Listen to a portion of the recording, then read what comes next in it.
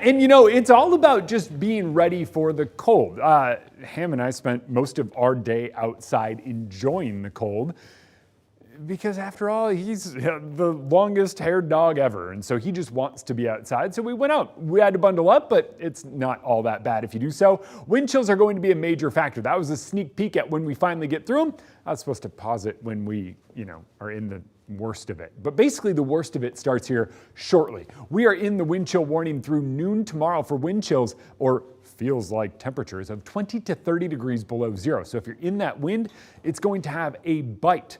By the time we hit Thursday morning, this is Thursday morning's low, I think we drop down to about 8 below. 11 below in Colville, 15 below in Republic, 9 below in Coeur d'Alene, and around 8 below down across the Palouse. It is going to be cold.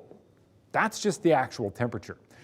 When you're at 8 below and you're trying to warm up, even if you get a little bit of sunshine, it's just hard to warm up. So I think we top out in the single digits tomorrow across the region. And then by the time we get to Friday, look at this.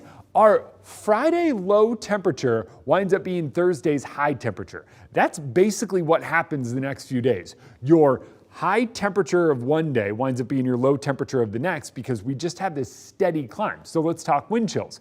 When it comes to wind chills today, we're not sitting too bad, but here in the next hour or so, we'll start to really see the wind have an impact.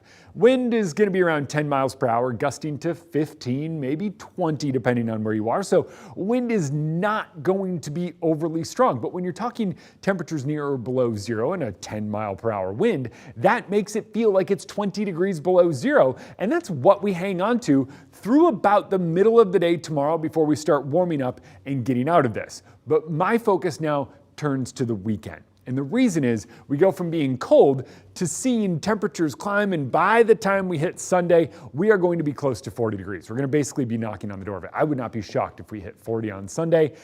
And for that reason, basically the reason we warm up so quick is because of moisture in the atmosphere. For the moisture in the atmosphere, winter storm watches are in place over the Cascades. Here comes the storm, and it's coming in from the south, and it's just going to throw all that moisture at us. So what winds up happening, and watch this, by the time we get to early Friday morning before the sun comes up, it hits the Cascades. For us, it starts the day on Friday. I really don't think we're in this until about the time we all wake up Friday, and it just continues all day. By Saturday, we see the potential for a bit of a wintry mix as temperatures start to climb.